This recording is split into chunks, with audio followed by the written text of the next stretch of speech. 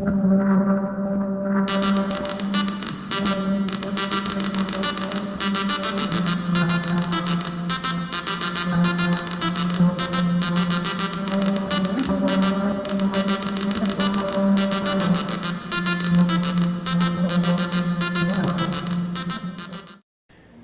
woke up one morning and I needed to catch an airplane, and I had at that point a 300 megabyte SCSI drive that was a good solid drive, and I went downstairs and it had an error, and I remember thinking, I've got to get to the airport, I can't fool with this right now, and I leaned over and I flipped the switch, and that was the end. My daily ritual was to go by, make sure the machine was happy, and see what the caller count was today. And, as the numbers just kept creeping off and off and off and off, I said, at what point is this an anachronism? It's there as a, a living chunk of history, but it's not really serving a purpose. One day, something flaked out. I don't know if a memory chip went, but the machine fell over, and I just kind of went, it's time. And I think we were having dinner at Outback one night, and I kind of, was thinking, I don't feel like running the board anymore. And my friends were like, well, it's up to you, man. It wasn't like a planned shutdown when I shut it down. I had a disk crash, and of course you never had the backups that you should have. And when it finally got down to about 5 calls a day, going from 40 plus calls a day per node down to 5 for everything, it just didn't seem worth it anymore. When you came in the family room and still sitting there with a little snoring phone going on, it's like, okay. Lack of traffic. First he dropped one phone line, then he dropped the other. This used to be, there was always somebody on it. So that definitely took a lot of the will to do anything with it out of it. He said, we don't have enough traffic to constitute 2 phone lines anymore. And then we don't have enough traffic to constitute 1. Mm-hmm. And that was like a sad day in my book.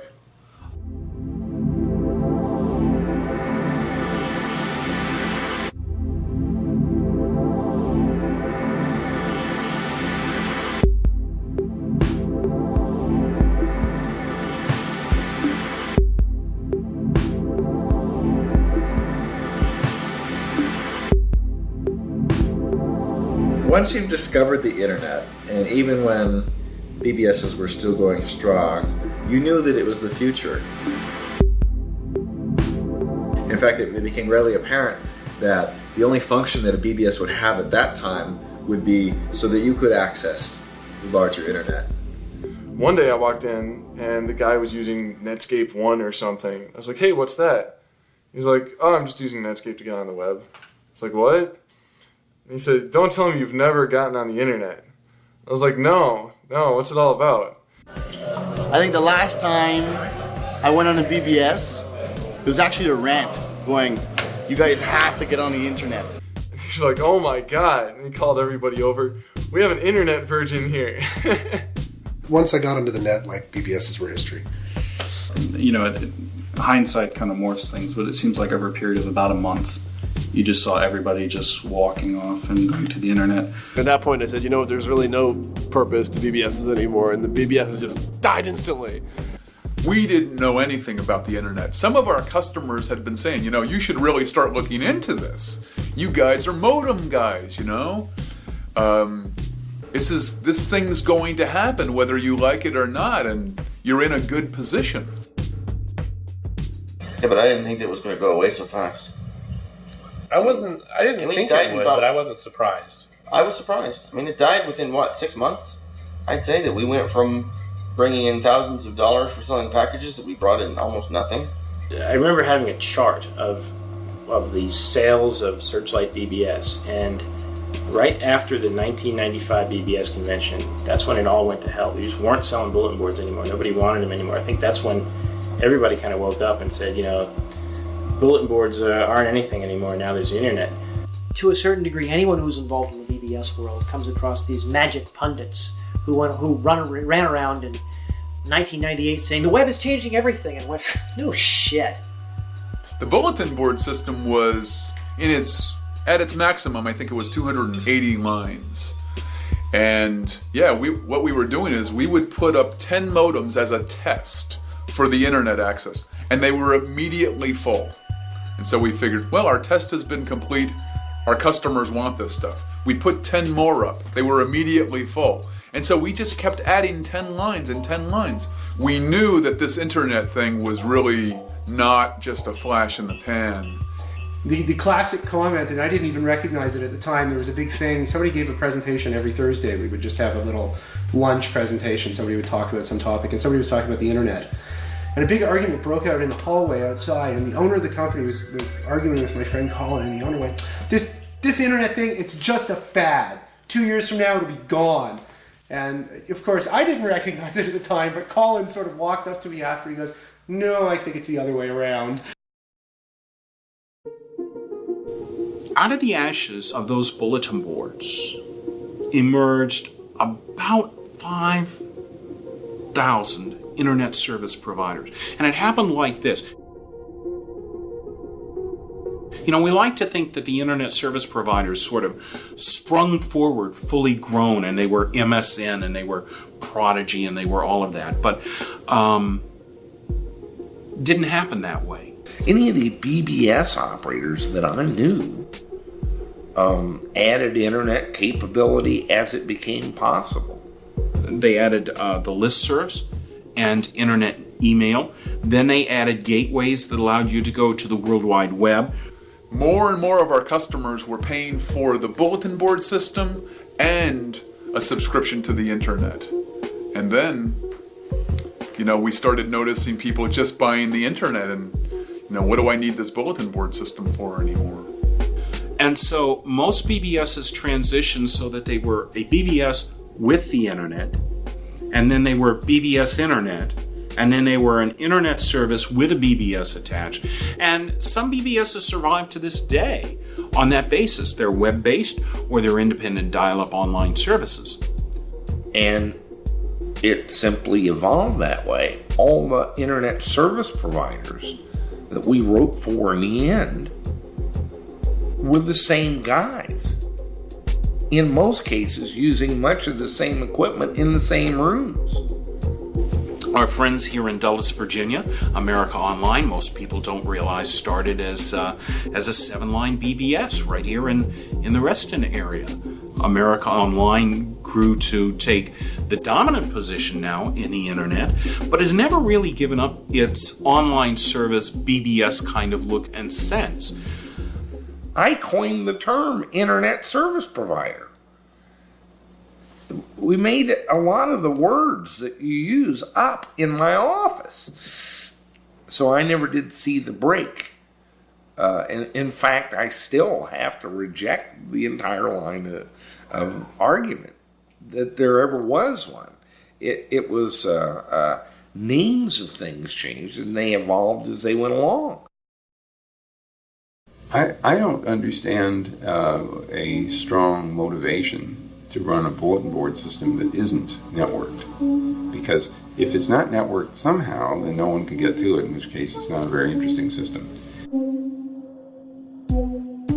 If you believe people should be able to get to it, I don't understand why there isn't a perfectly reasonable coexistence where it's plugged into the internet to get to that community. And it could also be dial-up. I mean, there's no reason why you have to see this as somehow distinguishing. The Luddites who used to lay down in front of the machinery in the Middle Ages to try and stop the mechanisation of industry, they never were capable of appreciating what was going to happen in the future. I realized that the internet has clearly made bulletin boards an evolutionary dead end. And I think that's exactly the same with those people that felt that BBSs were going to have any future at all in an internet age. They're like memory typewriters, you know, it's like it was sort of a good idea and it sort of worked, but, you know, the concept of computers and word processors has completely subsumed any true value to a memory typewriter you could find.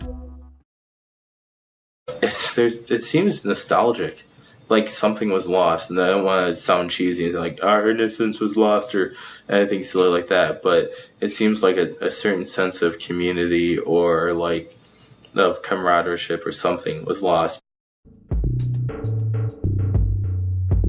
You don't have a community anymore because the person may be, you know, across the country. You're never going to meet them, you're not going to know them. Whereas with BBSs, basically, somebody could announce on a BBS one day, hey, let's meet over at Joe's Pizza on Saturday. Everybody know where Joe's Pizza was, and they all go over there and meet.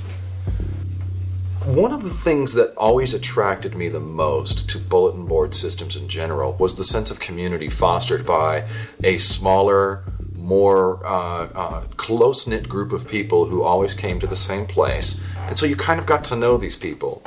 You know, there's just so many people out there, and it's just so vast, and it's so far-reaching. You can bring up things like the World Wide Web, or probably more appropriately Usenet, as analogs to the bulletin board system. But when you have a Usenet news group that has 25,000 messages in it, posted by 5,000 people and another 30,000 people just reading, you very quickly lose that sense of close community. It's not like, hey, you know, why don't you come on over? Well, I live in Japan. That would be why I can't just come on over. On a forum, you have a sense that you're like this tiny little ant that could get swept away at any time and it'll still be there, right, and stuff. The web seems like it's a layer of separation between you and what you're doing. This is really a serious problem I find on the internet. It's that people have the attitude that if you can do it, then it's okay to do it. I think the percentage of idiots is the same now as it was back then, but if you have 20,000 people instead of 50 people on a board, you're just going to have that many more idiots. When you reduce everything down to numbers and, you know, funky letters on the screen, you're not letting people get involved with it. And, you know, most of the stuff on the internet, they don't care if you're involved or not. So it feels more like one-sided, like somebody put this together to serve to you. So you look at it more passively, maybe. A website today, it's not, I don't know, it's not as solid of a connection. I didn't like the fact that the internet was available to everybody. Like, I wanted it to be like just not a select few, but it wasn't just about being the smart kid anymore. It's just everybody could be the smart kid. I was the only person who really understood this aspect of life, and now it's become so pervasive that I find that actually I'd almost rather discuss anything else. Once upon a time, we used to say that 1,000,000 monkeys on 1,000,000 typewriters would eventually produce all the works of William Shakespeare. Now, however, thanks to the internet, we know this is not true. Some people check it out and they bail because the pace is not fast enough for them. And other people hang around and they'll call in maybe once a month, maybe once 6 months, maybe once a year. I could have shut the BBS down 4 years ago. I didn't, because I couldn't see it. I mean, even down to 50 users, I couldn't. They'll ask a question. There'll be people that'll ask a question about things that they can't find out on the net. You know, how do I do this, and I don't want 19 million spam messages coming back at me because my email address got harvested. The kids, well, they're about old enough now. We're going to use that as their training ground before we turn them loose on the internet. Their training ground is going to be working through the BBS. Hang tough. Just hang tough. And see what comes out. The other thing is curiosity. What is it going to be next? Can we make what we are now survive the next, whatever the next big thing is? Can we integrate what it is we have now into whatever that becomes. You definitely, maybe, no, not maybe, I know from talking to you guys, more than once, you wonder, why am I doing this? Is it impacting my relationship with my significant other? Is it impacting my work? Is it impacting other aspects of my life?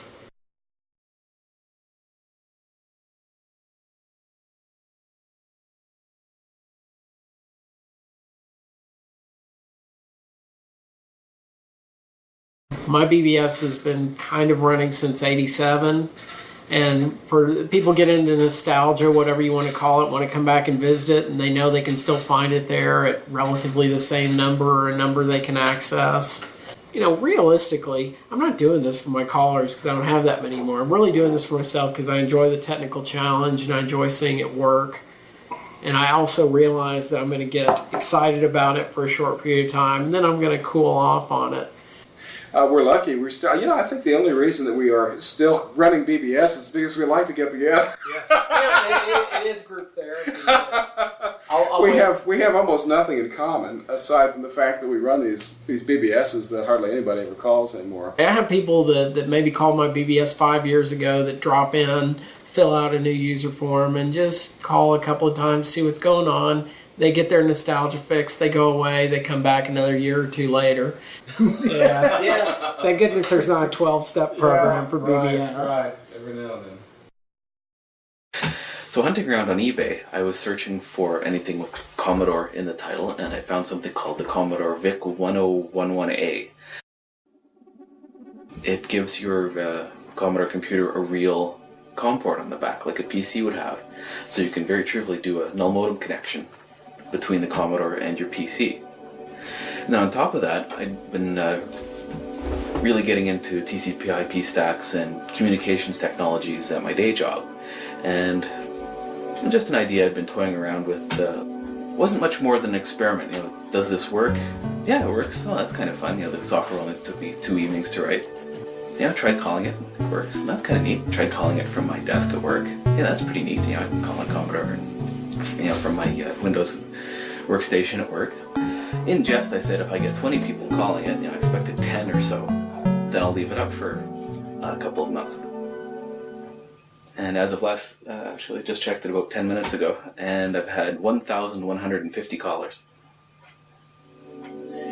There's certainly a lot of nostalgia that the callers are experiencing. I've got dozens of sysop feedback messages that people have left. They'll call the board once, and they'll log out, and in, you know how when many BBSs you log out and it says, you know, send feedback to sysop, and everyone pretty much 100% say yes and say, this is neat, you've brought back some really good memories of my you know, youth back in the 80s. You know, thank you, and then they disappear and I never hear from them again.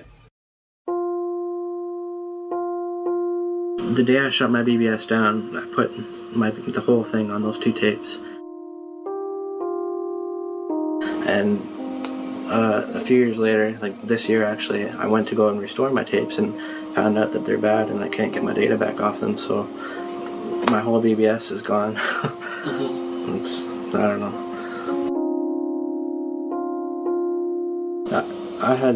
I was able to sleep at night because I knew if I ever wanted my board back, I figured in 5 or 10 years I'd restore it and maybe even put it back up and run it again.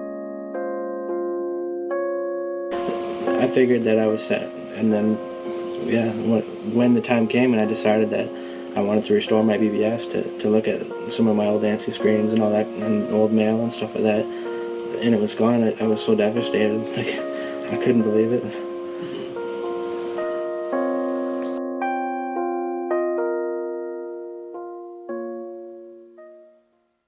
As the whole bunch of us have gotten older, we've grown up, but we haven't outgrown the BBS. Dial-up is dead. That paradigm has gone away. People do not drop their internet connection and dial into a BBS anymore. That whole single-user online thing, yes, it's dead. The BBS lives on. I don't think we're actually anywhere near the end of the bulletin boards. We are long past the end of the dial-up bulletin boards. Yes, it's a dead thing. No, it isn't. It's only dead if you dismiss it as such. The BBSs that tried to stay exactly the way they were, they've become extinct. But the ones that observed the changes that were happening, the way people access computers and information services online, that got onto the internet, that moved with the tide, with the currents, and actually adopted all of the new technology, they've moved forward. They're still going strong. This is where you go when you want to find the real content, when you want to find the real people. The BBS is not dead by any means.